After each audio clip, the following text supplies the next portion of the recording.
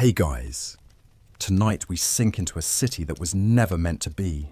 Venice, a glittering middle finger to physics, built on mud so treacherous it makes quicksand look like a yoga mat. You're floating on a mistake that's been refusing to drown for 15 centuries. And honestly, if gravity had a hit list, this place would be number one. So, before you get comfortable, take a moment to like the video and subscribe, but only if you genuinely enjoy what I do here. And let me know in the comments where you're tuning in from and what time it is for you. It's always fascinating to see who's joining us from around the world. Now, dim the lights, maybe turn on a fan for that soft background hum, and let's ease into tonight's journey together.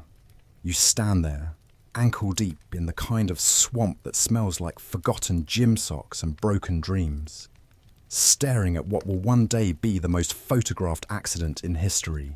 This is the Venetian lagoon, 5th century, and you're not on vacation, you're running for your life. Behind you, the Western Roman Empire is collapsing faster than a cheap IKEA shelf. Barbarians, torching everything from Aquileia to Altinum. And the only real estate left is this mosquito-infested puddle nobody else wants. Congratulations! You just became a founding father of Venice because the Huns thought chasing you through waist-deep sludge sounded like too much cardio. You squelch forward, sandals suctioning off your feet with every step, carrying whatever you could grab. A cooking pot, a terrified chicken, maybe grandma's ashes if you're feeling sentimental. The locals, the Veneti, have been here forever, fishing, collecting salt, and perfecting the art of seasonal depression. They look at you like you're the punchline to a joke the lagoon's been telling for centuries. Rome itself took one look at this soggy disaster and said, hard pass.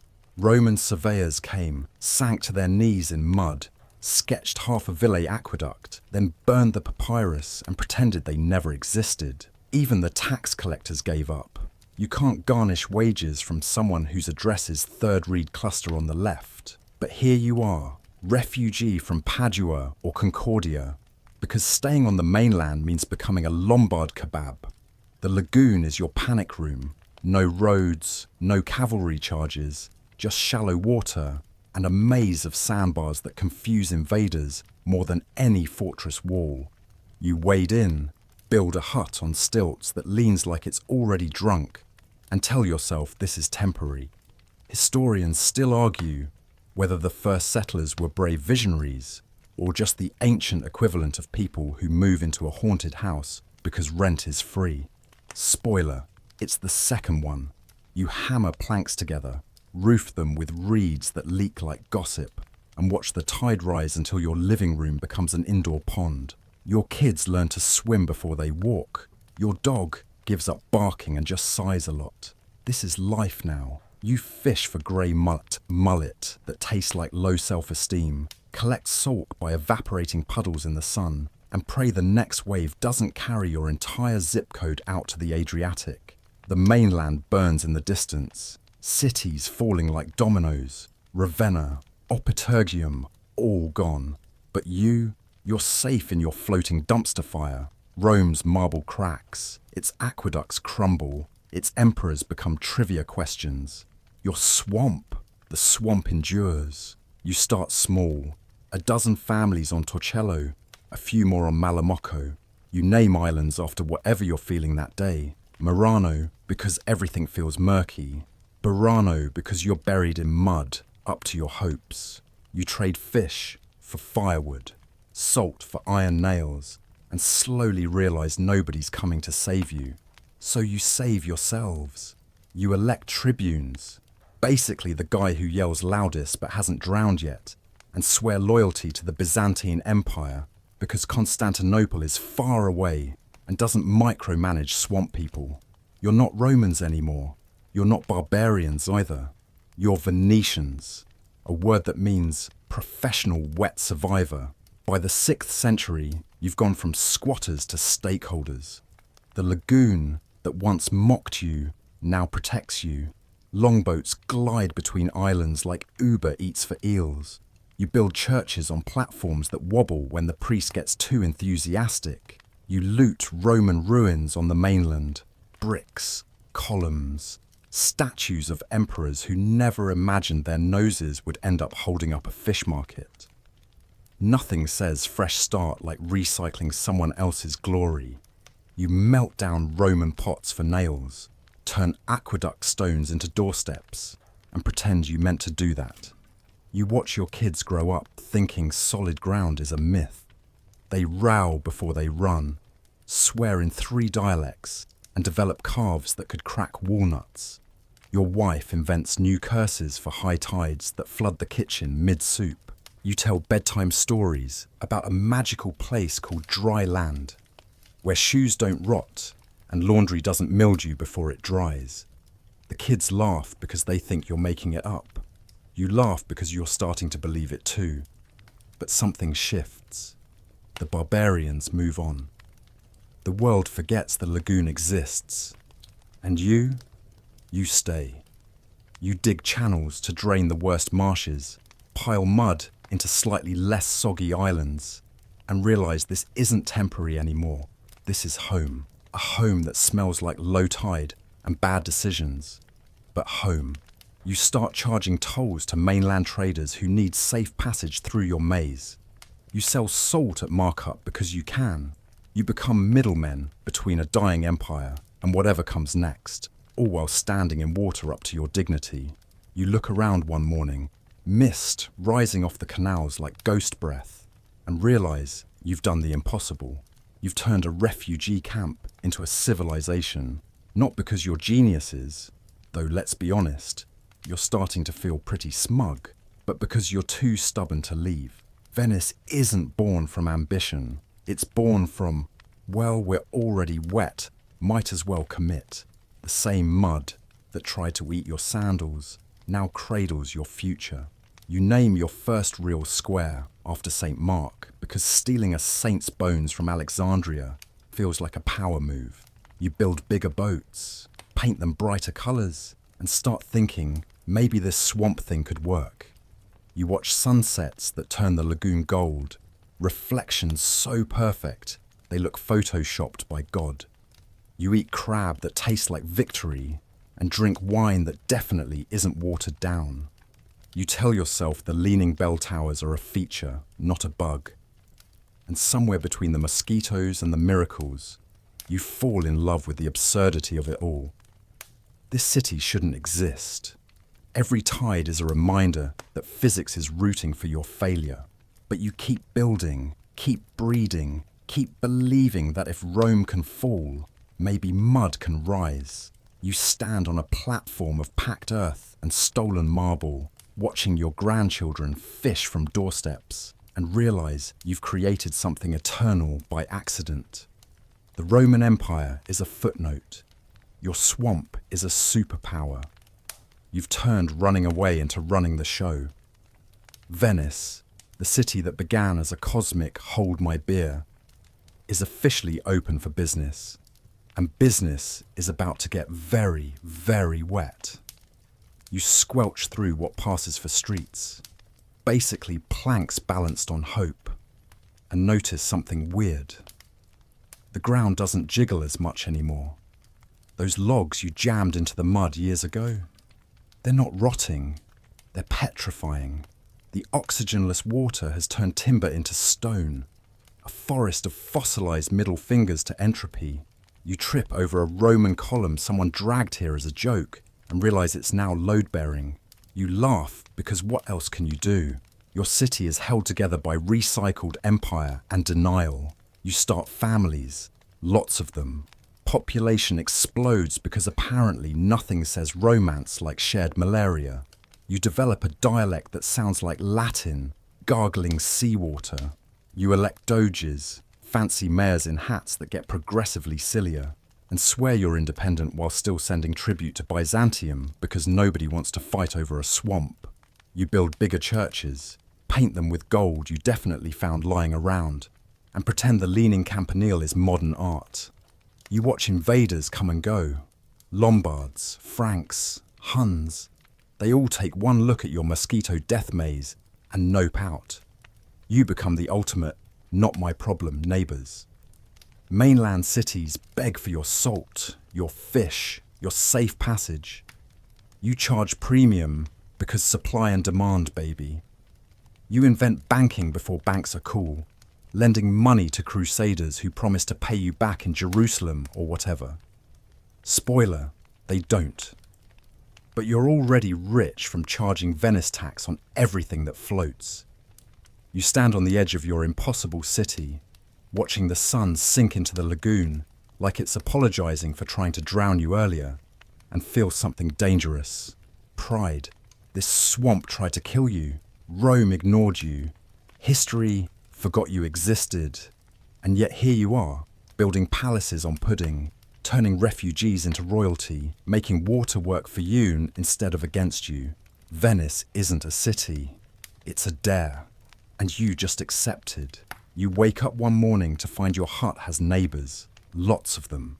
Islands merging like amoebas in love. You bridge the gaps with planks that become streets that become legends.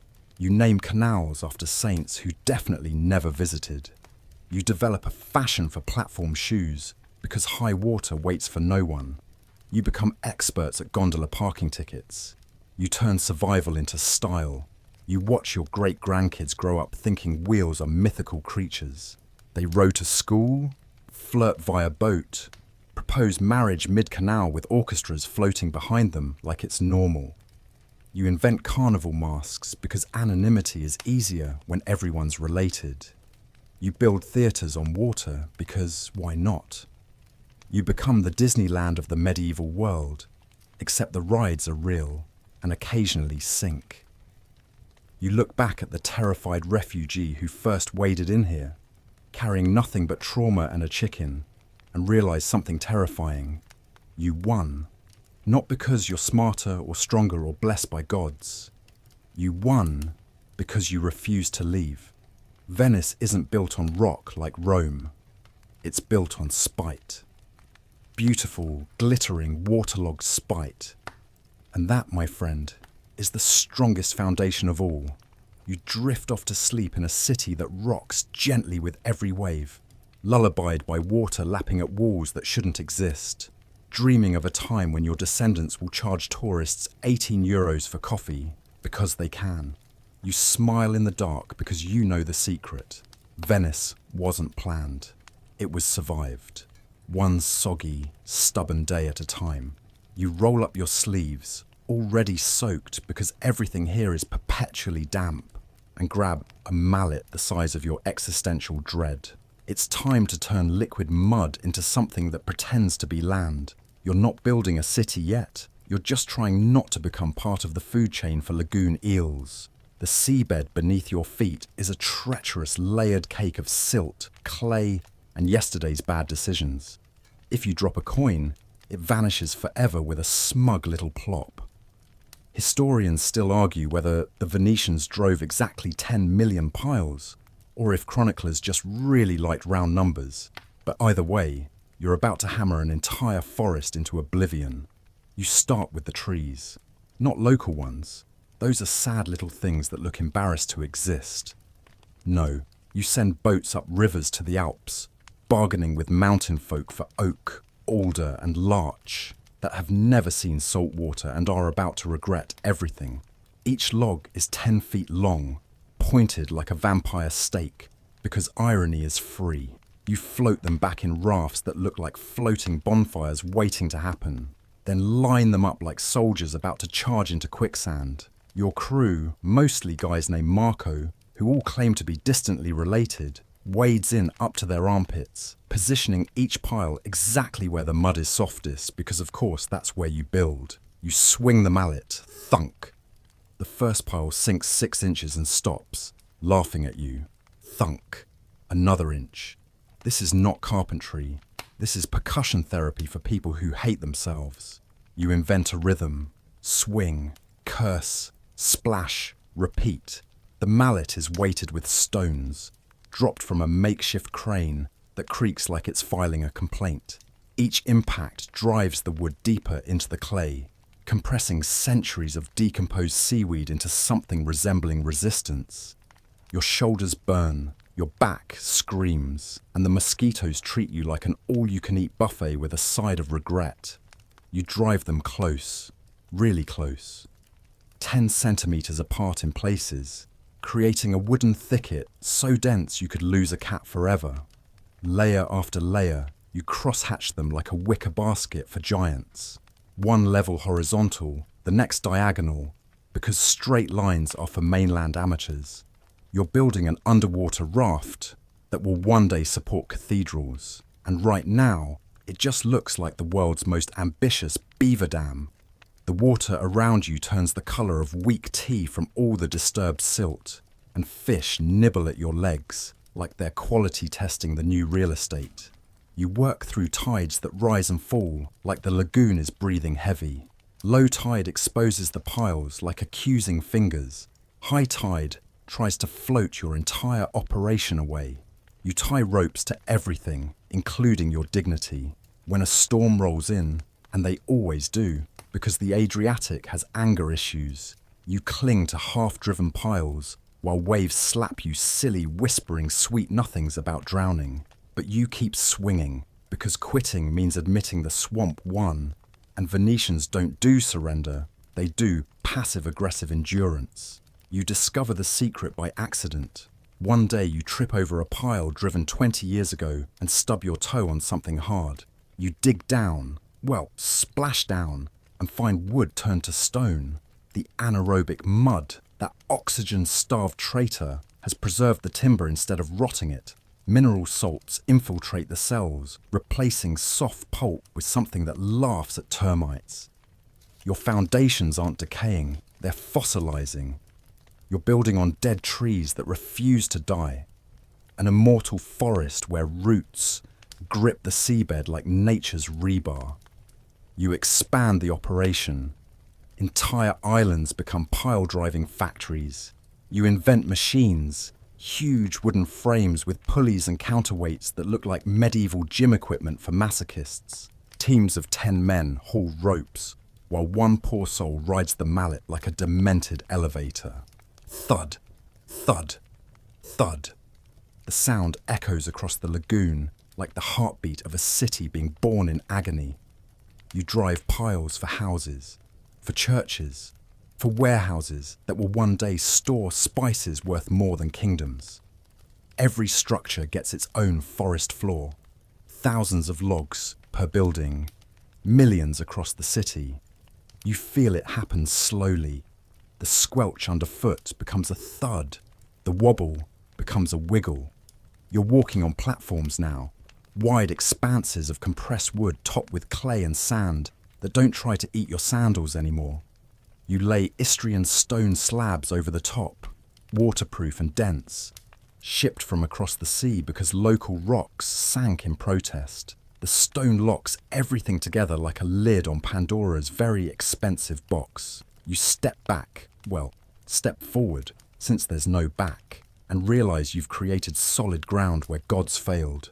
You watch carpenters arrive, actual professionals who look at your pile forest like it's abstract art. They lay beams across the platforms, raise walls that don't float away, and suddenly there are streets, narrow ones, because space is premium and drama is free. You call them Cali, which sounds fancy until you realize it just means tiny alley, where you will definitely get lost and question your life choices. But they stay put. The piles hold. The city stops sinking faster than your hopes on a Monday morning. You develop techniques that would make modern engineers weep with envy or horror. You drive piles in spirals for extra grip, in grids for palaces, in whatever shape the mud demands for everything else. You learn to read the seabed like tea leaves. Here the clay is firm, there it's drunk. You adjust on the fly, because plans are for people with actual land. Your children grow up thinking hammer bruises are birthmarks. Your wives invent new prayers involving fewer splinters and more wine. You witness miracles. A platform built for a humble chapel holds when they decide to slap a marble facade on it centuries later. Another supports the weight of 1,000 tourists taking selfies without collapsing, though it considers it daily. The piles compress over time, settling the city a uniform 2 millimeters per year, like a slow-motion sigh. But they hold, they always hold, because beneath every glittering palazzo, every humble trattoria, every overpriced gelato stand lies your handiwork, a petrified forest that turned impossible into your welcome. You stand on the completed River Walto, the high bank that will become the Rialto, and feel the wood beneath the stone hum with memory. Millions of blows, millions of curses, millions of mosquitoes sacrificed to create this. You started with refugees hammering logs in desperation and ended with a foundation that outlasts empires. Rome, built on 7 hills, you built on 7 million trees. And yours doesn't crumble. You watch the sun set over your creation, the piles disappearing into water that now works for you instead of against you. Fish swim between the underwater trunks like commuters in a submerged subway. You realize you've engineered buoyancy itself, turned a swamp's belly into a city's spine. The lagoon tried to swallow you whole, and you fed it a forest until it choked on your ambition. You pass the mallet to your son, whose hands are already calloused at 12. He swings without being told, because this is Venice now, a city where children learn to build before they learn to read, where foundations are family heirlooms, where every step you take is on wood that remembers your great-grandfather's sweat. You smile, tired to the bone, because the ground beneath you finally stopped moving. Not because the earth got firmer, but because you got crazier. You drift through the emerging city, watching platforms multiply like lily pads on steroids. Each new fondamenta, those waterfront walkways that sound romantic until you're hauling stone across them, rests on your invisible empire. You become legends in your own lifetime. The pile drivers, the mud wrestlers, the men who told physics to hold its beer. Chroniclers will write about doges and merchants, but you know the truth. The real heroes were the ones knee-deep in slime, swinging until their arms fell off. You see the first real buildings rise, not huts, but houses with multiple stories. Because why build wide when you can build up and terrify gravity? Carpenters lay floors that don't flood with every sneeze from the Adriatic. You add layers, more piles for heavier structures, wider platforms for public spaces.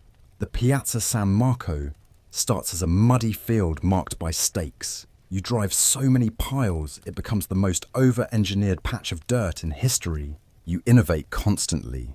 When piles need to go deeper than mallets can reach, you invent the floating pile driver, a barge with a tower and drop weight that looks like a siege engine for very polite wars. You time your strikes with tides, working when the water lifts everything just enough to make the impossible merely improbable. You develop signals, whistles for duck, bells for lunch, screams for storm. Efficiency through terror. You feel the city breathe beneath you.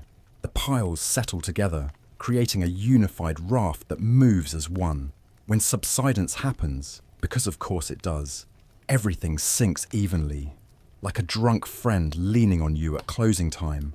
No building tilts alone. They all lean together in solidarity. You call it character. Tourists will call it picturesque. Engineers will call it a nightmare wrapped in UNESCO red tape. You watch generations pass the knowledge down. Your grandson invents a pile cap, a stone block that distributes weight like a very considerate hat.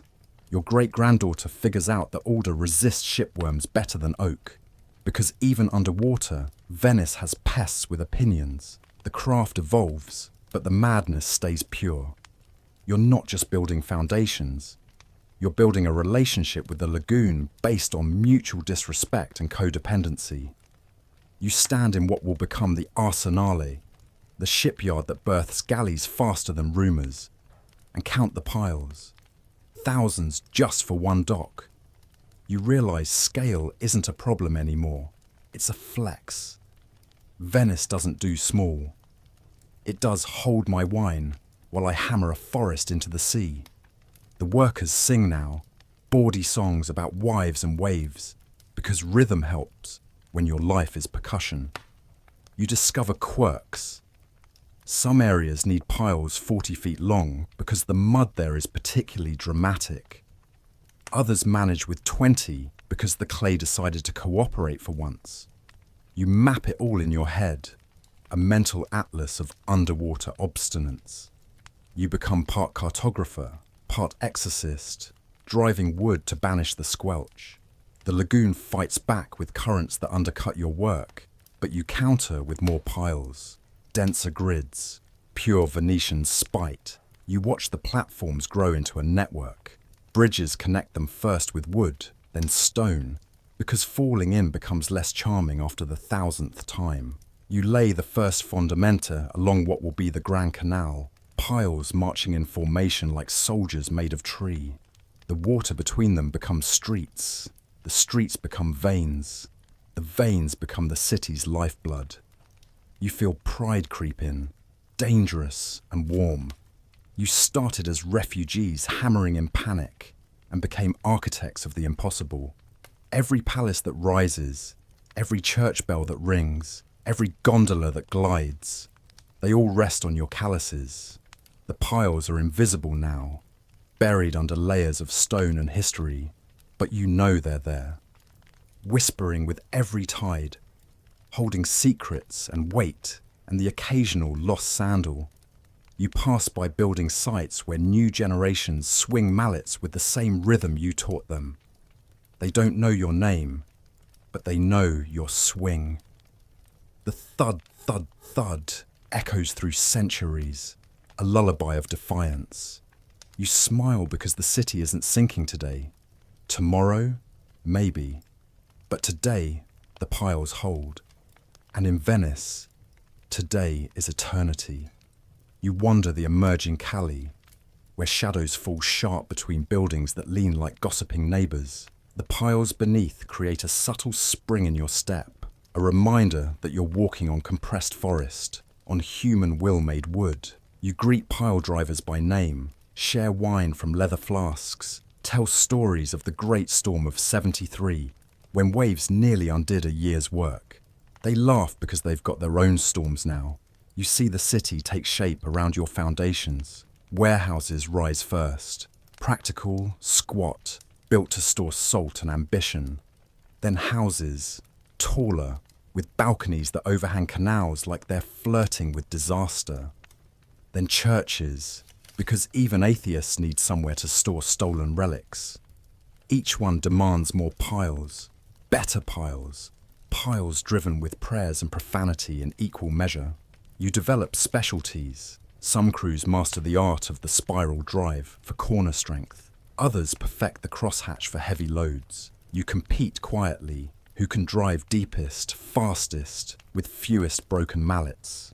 Pride is measured in meters sunk. You celebrate with festivals where pile drivers parade with decorated logs, because Venice turns everything into spectacle eventually. You watch the lagoon change. Your piles disrupt currents, create new sandbars, turn hostile water into ally. Fish spawn between the trunks. Crabs build condos. The ecosystem adapts because even nature respects a good overcommitment. You become caretakers of this underwater forest, diving to check for wear, replacing the rare rotten pile before it becomes a problem. Maintenance as religion. You feel the weight of it all. Not just the physical weight, though sweet mercy, the marble shipments are ridiculous. But the legacy. Every swing echoes forward. Your piles will hold when doges fall, when empires crumble, when tourists complain about prices. They'll petrify further, becoming archaeological treasures that make scientists weep. How did they do this with Bronze Age tech and medieval optimism? You answer in your sleep, one thunk at a time. You stand on the completed platform of what will be the Doge's palace. Piles so dense, you could park an elephant herd without drama. The stonemasons arrive, measuring for walls that will house intrigue and injustice for centuries. You nod approval because your part is done. The foundation is perfect. Flawed, improvised, over-engineered perfection. You walk away as the sun sets, mallet over your shoulder like a warrior's sword.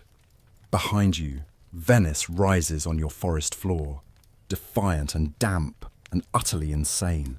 The piles don't creak, they sing. A low wooden hum of victory against the tide. You smile because tomorrow there are more logs waiting, always more logs. This city isn't built, it's driven, one stubborn stake at a time. You drift through the growing city, watching your work become invisible infrastructure. The piles disappear under brick and mortar, under centuries of paint and pigeon poop. But they're there, holding, always holding. When earthquakes rattle Italy, Venice wobbles but stands, because flexible wood absorbs shock better than rigid rock ever could. Your ancient gamble becomes modern salvation. You see the first maps drawn, crude things showing islands connected by your platforms like stepping stones for giants. Surveyors mark pile clusters with symbols that mean, here be madness. You laugh because they're not wrong. The city grows organically around your grids, twisting where piles were densest, straightening where you planned ahead for once. You watch children play on fondamenta you laid, skipping stones into canals that flow between your underwater forests. They have no idea they're balanced on millions of trees driven by men who swore in dead languages. They just know the ground doesn't sink beneath them, and that's magic enough. You envy their ignorance and pride yourself on their safety. You feel the rhythm become tradition. Pile-driving songs evolve into work chants that will echo in the arsenale centuries later. The mallet swing becomes a dance. Up, down, twist, release. Efficiency through generations of sore shoulders. You teach your apprentices to listen to the wood, to feel when resistance shifts, from mud to clay to victory. You witness the city's first crisis of faith. A platform fails, rare, but it happens when some idiot skimps on density. A warehouse tilts, spills salt into the canal, creates a pickle brine tide that preserves fish for weeks. You fix it with more piles, better piles, piles driven with extra vengeance. Lesson learned. Venice forgives nothing. You stand in the growing shadow of the Campanile, its base a fortress of wood you help drive. The bell tower will lean eventually. Everything does. But your piles will keep it from falling for 1,000 years. Tourists will pay to climb it, never knowing they ascend on your sweat equity. You charge them double in your dreams. You see the craft professionalize. Guilds form, secrets guarded like spice routes. Master pile drivers wear special hats, because Venice solves everything with headwear eventually. Apprentices serve 10 years learning the swing, the reed, the prayer. You become living legends, consulted when new islands are claimed from the lagoon's greedy grasp. You watch the underwater forest grow, to rival Amazonian density in patches. Divers report wooden cathedrals down there, trunks interlocking like lovers who never let go. Marine archaeologists will weep over your work, calling it the greatest engineering feat of the Middle Ages. You'll call it Tuesday. You feel the city settle into your bones. The thud of mallets becomes your heartbeat, the splash of displaced water your breath. You're part of the foundation now, your DNA in every callus passed down, every technique refined. Venice isn't built on sand or rock or even faith alone. It's built on your relentless, ridiculous, hammer-wielding optimism. You swing one last mallet for old time's sake, driving a pile marking the edge of new expansion. The thud echoes across the lagoon like a promise. More city, more madness, more proof that humans can hammer reality into submission if they're stubborn enough. The wood sinks true, grips firm, becomes eternal. You step back as younger hands take over. Your work is done, but never finished. The piles will need replacing in 500 years, give or take a crusade, and someone will swing then, cursing your name for starting this beautiful insanity. You smile because that's immortality, Venetian style. You drift away as the sun paints the emerging city gold, reflections dancing on water that flows between your hidden forest. The piles stand silent sentinel, holding secrets and weight and the dreams of refugees who refuse to drown. Venice rises on your shoulders, wet and wonderful and utterly impossible. And beneath it all, your forest grows stronger in the dark. You paddle your rickety boat toward the mainland at dawn, mist clinging to the water like the empire's dying breath, because today's shopping list reads, "One slightly used Rome, hold the functionality." The Western Empire has officially imploded. Think overcooked lasagna sliding off the plate of history. And the barbarians have left behind more architectural leftovers than a Black Friday sale at Caesar's Palace. You glide past Aquileia, once a bustling port, now a marble yard sale, where columns lie around like drunk uncles at a wedding. Historians still argue whether Venice recycled 80% of its early building materials from Roman ruins, or if that number's inflated by proud tour guides. But right now, you're too busy tying your boat to a toppled statue of some emperor who definitely never planned on becoming a mooring post.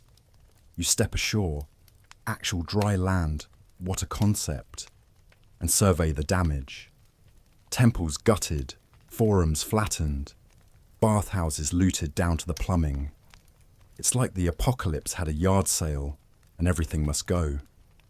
You grab a crowbar and a conscience that's conveniently on vacation, because survival doesn't care about heritage permits. That gorgeous red brick from Altinum's amphitheatre, perfect for your new warehouse. Those porphyry columns from Opitergium's basilica, ideal for holding up your balcony so you can wave at poorer neighbours. You load barges until they sit low in the water like they're embarrassed to be part of this. You float your ill-gotten gains back through the lagoon, trailing marble chips like breadcrumbs for very confused fish.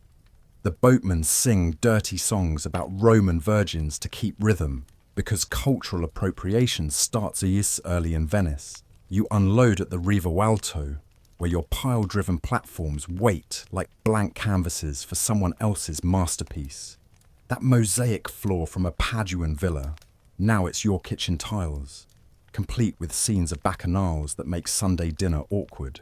Those Corinthian capitals, doorstops, because irony is the real Venetian luxury. You watch masons, mainland refugees with actual skills, shake their heads at your hall.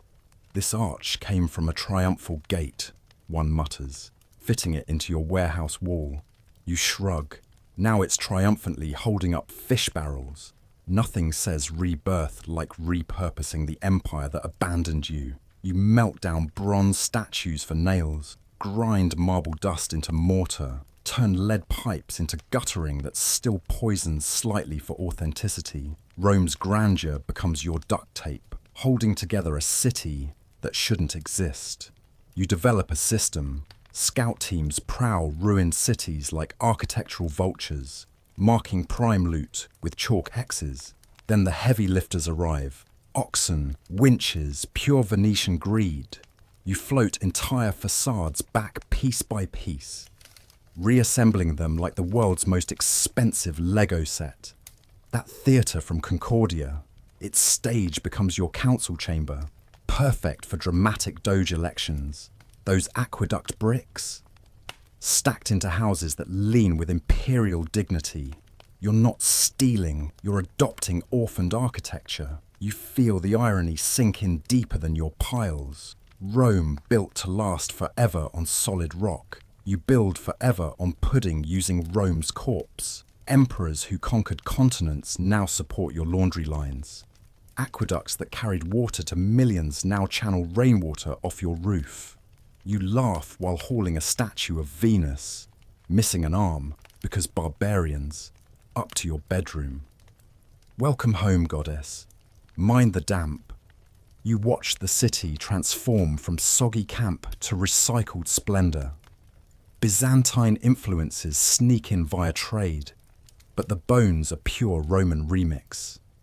Arches everywhere, because Romans cracked the code on spanning space with geometry and hubris. You adapt them for canals, turning load-bearing into boat-bearing. That pediment from a temple, now it's your boathouse entrance, complete with Latin inscriptions that translate to abandon hope, all ye who park here poorly. You discover waterproofing hacks from Roman playbooks. They used pozzolana volcanic ash in concrete that sets underwater. You mix lime with crushed brick, Roman brick naturally, and create mortar that laughs at tides. Your walls don't just stand, they defy. Salt water seeps in. Roman engineering says, not today. You coat everything in this magic goo, turning recycled ruins into immortal barriers against the lagoon's petty revenge. You see the first real palazzi rise. Frankenstein monsters of Roman parts and Venetian nerve. A column from here, a frieze from there. A capital that once crowned Trajan's Forum now holding up your uncle's balcony. Tourists centuries later will ooh and ah at the eclectic style. You call it Tuesday scavenging. The Doge's palace starts as a fortress but gets Roman makeovers. Arches on arches, because if one is good, 12 is better. You watch social climbing via architecture. New rich families compete. My stolen column is bigger than yours. That villa on the Grand Canal, built entirely from one dismantled Roman palace, shipped piece by piece, like the world's most expensive IKEA flat pack. You attend housewarming parties where hosts casually mention, oh, this floor, original Caligula's palace. Watch the bloodstains. You feel Rome's ghost in every stone. The empire that ignored your swamp now lives in your walls, your bridges, your very doorstep. You walk across forums turned into piazzas, bathe in fountains fed by repurposed aqueducts, shit in latrines that echo Roman plumbing genius. The irony is delicious and slightly marbled. You develop looting ethics, or lack thereof. Churches get first dibs on sacred stuff, because stealing from God is bad karma even for Venetians. But pagan temples, fair game. You strip them bare, melt idols into bells that ring for masses. That statue of Jupiter, now St. Mark, with a quick beard addition. Religious flexibility, the ultimate recycling. You watch the mainland recover slowly, new cities rising on old bones. But Venice becomes the museum of Rome's afterlife. Every brick tells a story of fall and rise, of empire crumbled into city reborn. You float through canals lined with Roman ghosts, their togas replaced by your gondola's wake. You see quirks emerge. A column slightly too tall becomes a leaning tower precursor. Mosaic tesserae reused in church floors create accidental swastikas. Awkward but historical. Inscriptions upside down because who has time to read when hauling? Future scholars will puzzle over SPQR carved backward on bridge keystones. You attend the consecration of San Marco, built on Roman warehouse foundations with columns looted from everywhere. The relics inside, St. Mark's bones, acquired from Alexandria, rest on marble that once paved Constantinople's streets, itself stolen from Rome. Layers upon layers of cultural kleptomania. You feel the city's personality form. Venice doesn't invent, it curates. Roman grandeur filtered through Byzantine bling and lagoon pragmatism. Arches become pointed Gothic later, but the skeleton stays Roman. Your bridges hump like Roman aqueducts having identity crises. You watch trade explode because recycled Rome looks rich. Merchants from everywhere come to gawk at your Frankenstein splendor. Buy your salt, sell you spices. You become the middleman with the fanciest recycling bin in Europe. You stand on the molo, where Roman columns frame the sea like they're still expecting legions to march in. The Piazzetta becomes your living room, with Egyptian obelisks looted by Romans now looted by you. The circle completes, empire to empire via swamp.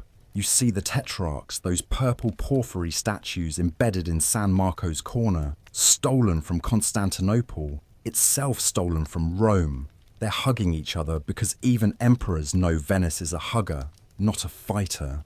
You feel immortal through theft. Rome fell, but its pieces live in your walls, watching crusaders depart from your docks.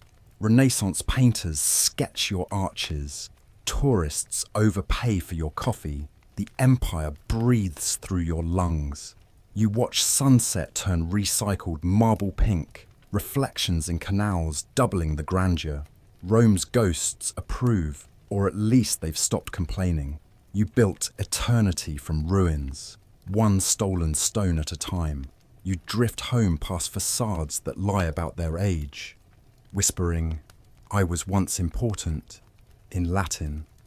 Your bed frame, former temple altar, your wine cup, melted down imperial coin, sweet dreams on history's corpse. You wake up one morning, well, afternoon, because tides don't respect schedules, and realize your hut has multiplied overnight like mold with ambition. What started as a desperate cluster of soggy shacks on stilts has fused into villages, villages into neighborhoods, and neighborhoods into something that looks suspiciously like a city if you squint and ignore the occasional indoor flooding. You're not planning anymore, you're accumulating. Venice grows the way coral reefs do, slowly, organically, and with complete disregard for zoning laws. Islands bump uglies in high tides. Bridges sprout like wooden afterthoughts. And suddenly you have parishes where yesterday there was just a really persistent puddle. You wonder what passes for streets. Narrow ribbons of packed earth that twist like drunk eels. And notice how everything just happened. Nobody drew blueprints on fancy vellum. You built where the piles held firm, and the mud was least judgmental. A family needs a bigger house? Slap another story on top and call it vertical innovation. Need to connect to the neighbour's platform? Throw a plank across and charge tolls if you're feeling entrepreneurial. The city accretes layer by layer, accident by accident, until historians centuries later will tear their hair out trying to map the chaos. Historians still argue whether Venice's layout follows ancient Roman Cardo Decumanus grids, or if it's just organised like a plate of spilled spaghetti that learned to float. You watch clusters form around practicalities. Over here, the salt workers clump together because sharing evaporation pans beats doing it alone, while mosquitoes unionize. There, the fishermen huddle near deeper channels, where the grey mullet don't mock your nets. Glassblowers claim Murano because hot furnaces and wooden cities mix about as well as oil and matches. Each sestiere emerges not from royal decree, but from, this seems convenient. San Polo for markets. Canaraggio for Jewish refugees who bring banking skills and excellent recipes. Dorsoduro for artists who like views and pretending poverty is romantic. You cross your first real bridge, wooden, arched, probably stolen from a Roman design, and realize movement just got easier. No more poling across gaps while balancing grandma's soup. Bridges multiply like gossip, flat ones for carts that don't exist yet, humped ones for boats to pass underneath. One that's basically a dare to tightrope walkers.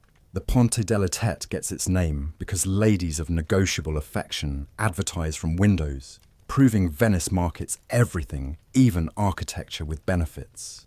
You pay the toll because someone always figures out tolls, and step into a new parish like you've crossed a border, except the border is water and the customs officer is a seagull with opinions. You feel the city's pulse in its randomness. A canal dead ends because some doge's cousin built his palace sideways. Another loops back on itself like it's forgotten where it parked. You navigate by landmarks, the leaning bell tower that hasn't fallen yet, The bakery that smells like heaven between tides. The well that sometimes dispenses seawater and calls it a feature. Maps are jokes. Ink drawings that bear no relation to reality because reality changes with every new platform. You give directions like turn left at the drowned cat, right where the prostitute waves, straight until the smell of fish makes you cry. You watch population boom the way yeast does in warm dough. Refugees keep arriving, Byzantine exiles, Lombard dodgers, Jews fleeing wherever Jews are fleeing this century. Each wave brings skills, Greeks with mosaic know-how, Arabs with math that doesn't suck, Armenians who dye cloth colours that make rainbows look washed out. Your muddy islands become Babel floating on spite. You speak Venetian, a Latin-Italian mashup with Greek loanwords and creative swearing. That sounds like a drunk sailor gargling poetry. You see parishes develop personalities. Castello, the eastern edge, becomes military because that's where invaders would land if they were stupid enough to try. Santa Croce turns industrial. Warehouses, shipyards, places where quiet hours are a myth. San Marco emerges as the fancy pants district because someone decided to park stolen saint bones there and build a basilica that screams, "We're important now." You attend festivals where parishes compete, boat races that end in brawls, regattas where gondolas ram like it's bumper cars with oars. You wander the growing maze and realise beauty sneaks in through the back door. Those organic twists that make no sense on paper create vistas that stop your heart. A canal bends just so, framing a church facade like nature's Instagram filter. Sunsets bounce off water, turning brick gold and gold into something priceless. Painters will come centuries later and weep because light here behaves like it's on payroll. You don't know that. You just know laundry dries faster when hung over canals that reflect sunshine like mirrors. You watch bridges evolve from planks to stone because wood rots and stone shows off. The Rialto starts as a pontoon affair that parts for ships like Moses with boats. You cross it daily, dodging merchants who set up shop mid-bridge because prime real estate is wherever you plant your butt. Pickpockets thrive in the crush, Venice's first growth industry after salt. You learn to walk with elbows out and purse inside shirt because personal space is theoretical. You feel the city breathe with tides. Aqua Alta isn't a disaster yet. It's just Tuesday when your ground floor becomes aquarium. You raise doorsteps, move beds upstairs, invent the mezzanine because why not? The organic growth adapts. New buildings start higher. Older ones get facelifts via stilts. You develop amphibious living. Ground floor for storage or very brave fish. First floor for humans who value dry socks. You see campi emerge. Those rare open spaces that aren't canals. They're accidental. A platform too big.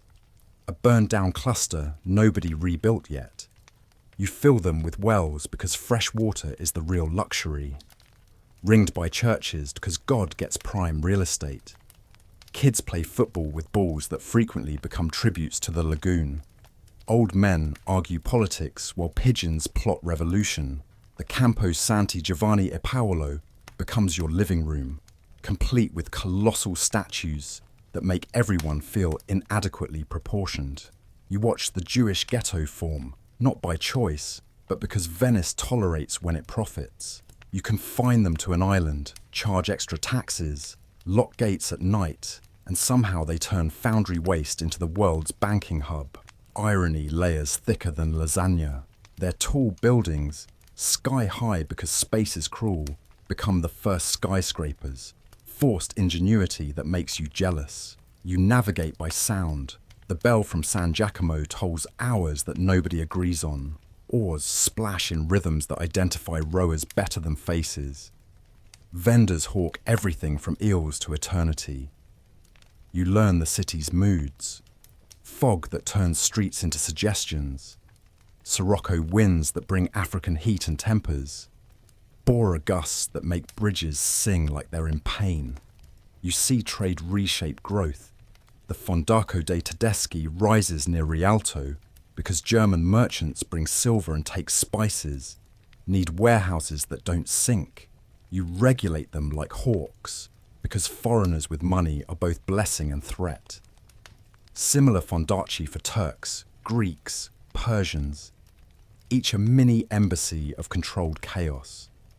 The city grows nodes around commerce, tentacles reaching wherever profit smells strongest. You watch Carnival emerge from the madness. Masks, because anonymity lets you tell your boss he's a seaweed-brained barnacle without consequences. Costumes, because why walk when you can strut? The organic city provides perfect stages. Narrow calle for chases, bridges for dramatic reveals, canals for splashy exits. You invent traditions on the fly, throwing eggs filled with perfume, because regular eggs are for peasants. You feel density increase until personal space is a myth. Buildings lean over canals like they're eavesdropping on fish. Balconies almost touch. Laundry lines create aerial highways for underwear. You greet neighbours from windows because doors are for formal occasions like floods. Privacy, that's what masks are for. 6 weeks a year. You see the arsenale spawn like a military mould. What starts as a rope factory becomes the medieval military-industrial complex. Walls enclosing enough space to build a galley in a day. You work there, hammering holes that will conquer trade routes, because Venice fights with ledgers and lateen sails. The organic growth hits steroids, new docks, new canals dug overnight, the city reshaping for ships faster than ships can sink. You wander at night when the maze reveals secrets. Moonlight turns water silver, reflections making ceilings of liquid stars. You hear lovers whispering across canals, thieves plotting in dialects thicker than fog, cats holding parliament on rooftops. The city lives when maps lie dormant, breathing through its watery lungs. You watch guidebooks fail before they're invented. Foreigners arrive, get lost in minutes, pay small fortunes to children who guide them in circles for fun. You develop a service economy around disorientation, porters, boatmen, professional finders of lost tourists. The organic layout becomes defense.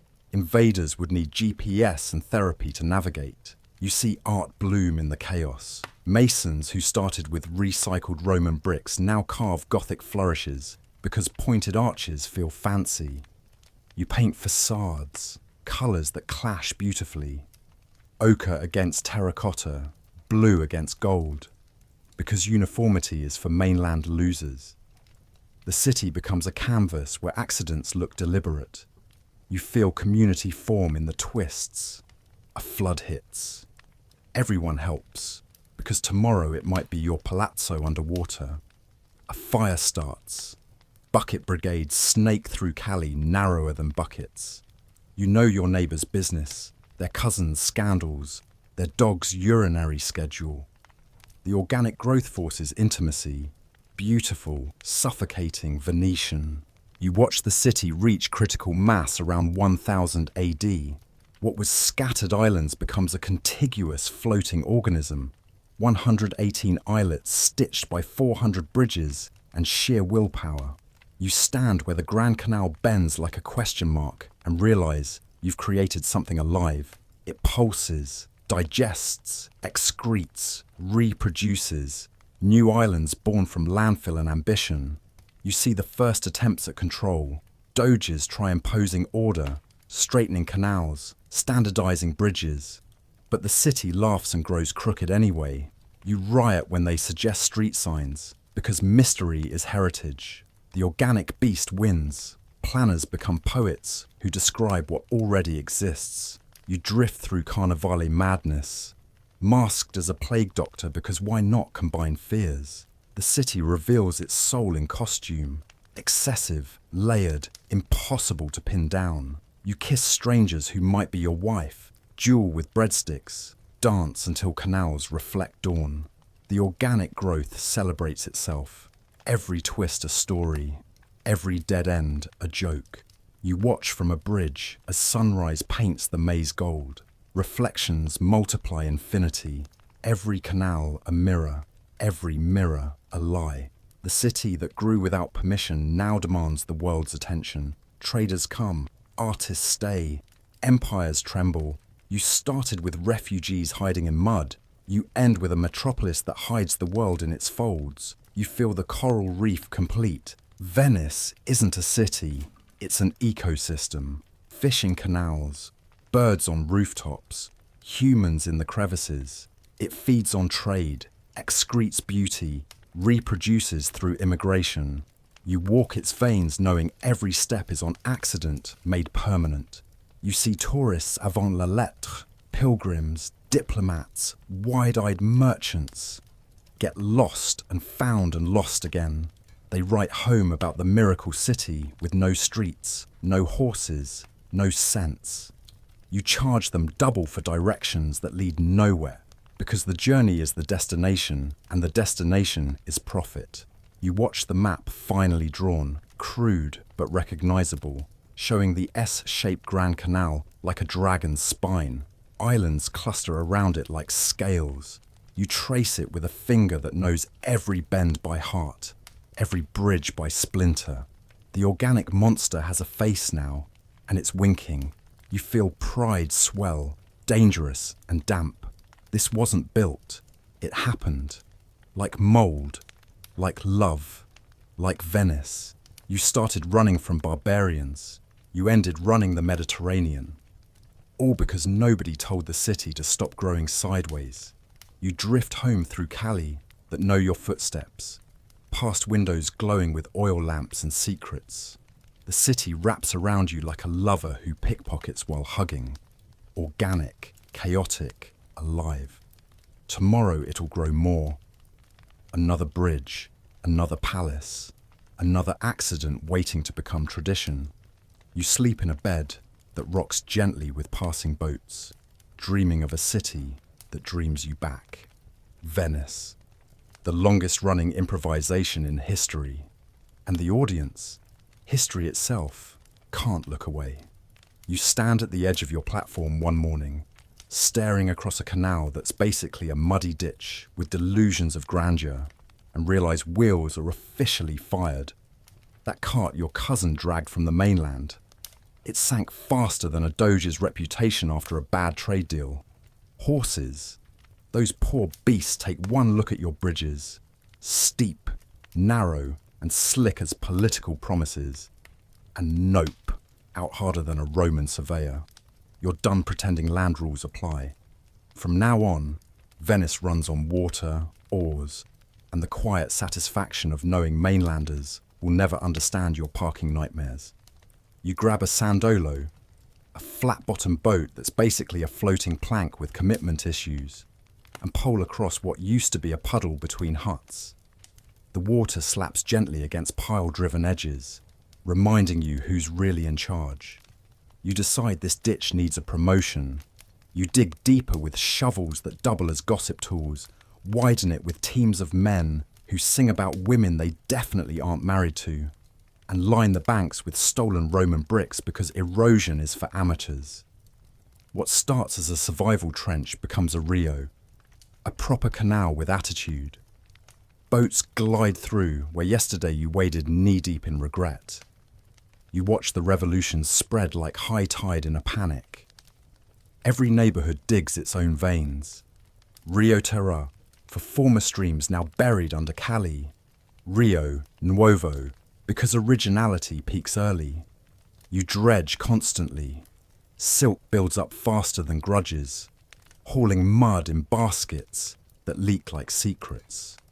The lagoon fights back, depositing sandbars where you least want them, but you counter with rakes, curses, and the occasional prayer to Saint whoever handles sediment. Canals become the city's circulatory system, arteries for trade, capillaries for lovers' escapes, sewers for everything else, because plumbing is a mainland problem. You feel the shift in daily life. Walking, quaint. You glide now. Your morning commute involves untying a boat, pushing off with a foot that knows every barnacle, and rowing with the rhythm of someone who's done this since the womb. Traffic jams happen mid-canal.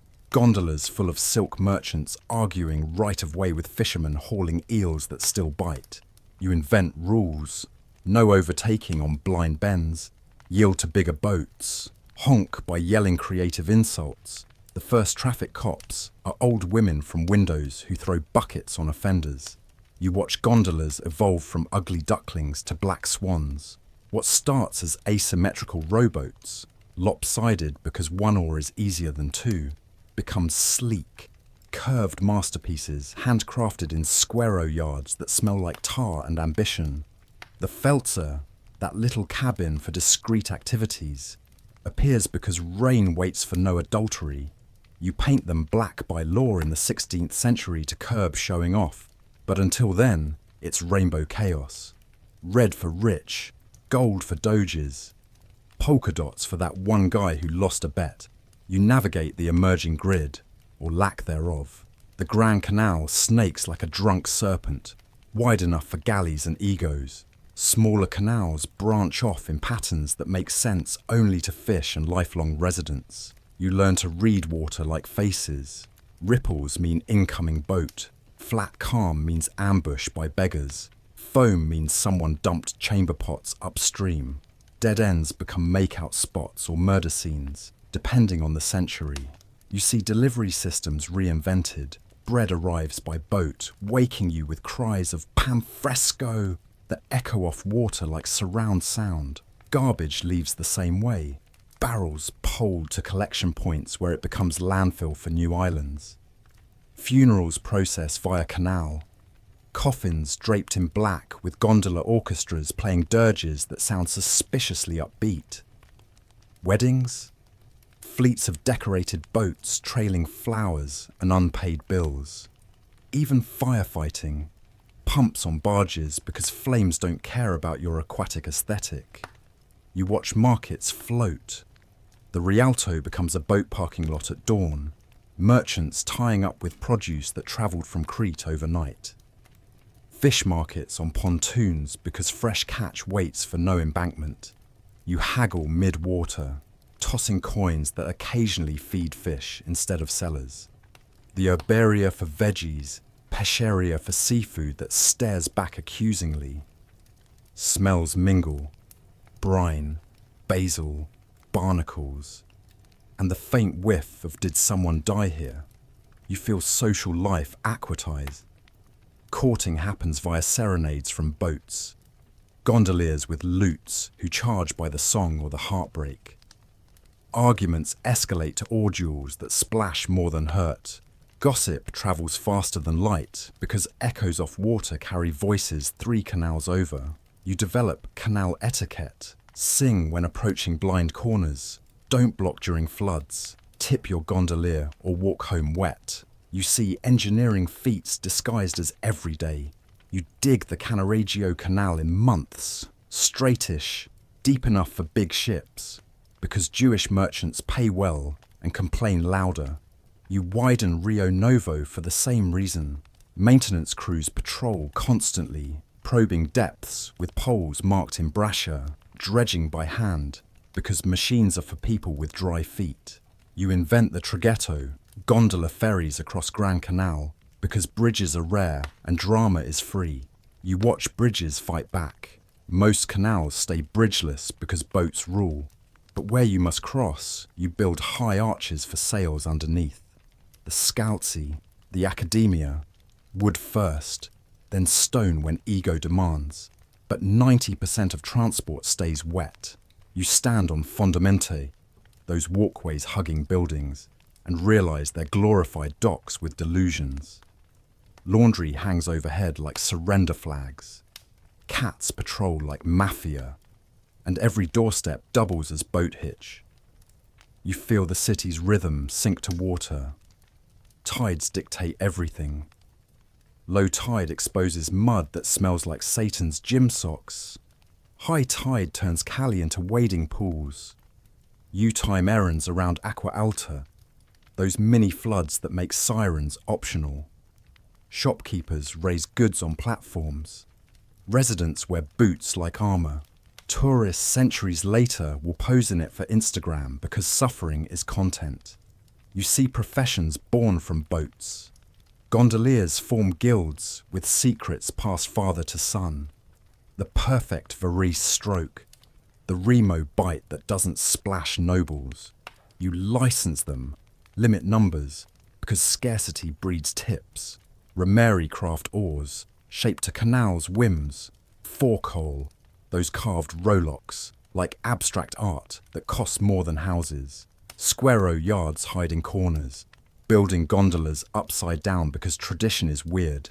You watch crime adapt, thieves pole silently at night, cutting purses from shadows. You counter with night watchmen in boats who mostly nap. Smugglers love the maze, hide in dead-end canals, emerge richer. Pirates, amateur hour. Your own merchants do it legally with tariffs. You feel freedom in the flow, no city walls because water is the wall. Invaders need boats and maps. You have both and neither. You escape plagues by sailing away, return when mainlanders stop coughing. Disease spreads slower when houses have water moats. You develop hygiene via necessity, bathing in canals until laws ban it for decency. You see art inspired by liquid streets. Painters capture reflections that double beauty, light that dances like it's drunk. You commission canal views because who needs landscapes when water provides? Music echoes farther. Opera starts in boats because acoustics are free. You watch the network complete. Over 150 canals, 400 bridges, but boats win. You count Rio, Terra San Leonardo buried for walking, Rio dell'Arsenale for warships. Each has personality, some stately, some stinky, all essential. You map by memory, left at the Pink Palace, right where the cat sleeps, straight until bakery smell. You feel Venice become the original car-free zone. No road rage, just all rage. No exhaust, just exhausting conversations with gondoliers who narrate your life uninvited. Parking, tie to a pala, those striped poles, and pray tides cooperate. Traffic lights, red for sunset, green for go-away tourist. You see tourism invent itself. Pilgrims arrive by boat, get scammed by boat, leave poorer via boat. You develop hospitality, lacand with canal entrances, views sold by the hour. The city markets its maze, get lost or die trying, of frustration. You watch regattas become religion, races down Grand Canal with boats thin as needles, rowers who train like gladiators. You bet on colours, cheer until hoarse, riot when your team loses because sports. You feel the canals age gracefully. Stone embankments replace wood, curved to hug water like lovers. You reinforce with more piles, always more piles, because erosion never sleeps. Maintenance is eternal. Clean, dredge, repair, repeat. You drift at sunset, gondola rocking gently, city reflected below like a dream underwater. Canals shimmer gold, bridges arch like eyebrows, boats weave like thoughts. You started with ditches of desperation, you ended with highways of wonder, wheels for peasants. You glide, you sleep to water-lapping walls, dreaming of a city that flows eternal. Venice, where streets are lies and truth is wet. You hunch over a flickering oil lamp in a workshop that smells like equal parts genius and lung disease. Watching a bearded lunatic from Murano blow into a pipe like he's trying to inflate God's ego. The year is whenever glassblowing decided to get dangerous, and you're about to witness the birth of an industry that will make Venice richer than Crucis and more flammable than a drunkard's fart in a candle factory. Historians still argue whether the Venetians invented crystal glass in the 15th century or just perfected stealing Byzantine secrets while adding extra sparkle. But right now, you're too mesmerized by the glowing orange blob that used to be sand and is about to become a goblet worth more than your house.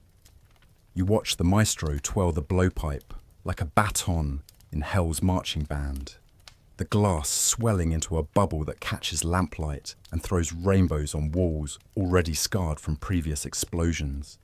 Sand from the Ticino River, fine as angel dust, mixes with soda ash from burned seaweed because who needs normal ingredients? You add lead oxide because apparently poisoning the aristocracy slowly is a business model. The result?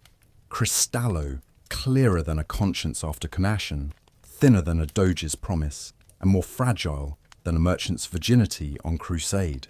You see the furnaces rage like caged suns, temperatures hitting degrees that make Dante look like a travel agent. Workers, mostly men who lost rock, paper, scissors with fate, dance barefoot on wooden platforms because stone would shatter and leather would become modern art.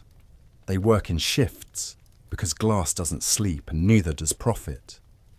One wrong breath and your masterpiece becomes a puddle of expensive tears. You invent tools on the fly, pontal irons that scar the glass like battle wounds, shears that snip hotter than gossip, moulds that shape destiny one vase at a time. You watch Murano become the Silicon Valley of sparkle. The Doge decrees in 1291 that all glassblowers move there because Venice proper has burned down one too many times from workplace accidents.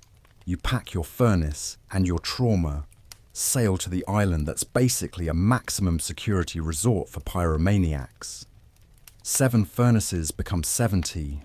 Workshops multiply like rabbits with fire insurance. You guard secrets fiercer than virgins. How to make red glass that doesn't look like dried blood. Blue that rivals Byzantine enamel. White that pretends to be porcelain because China is far and lying is free.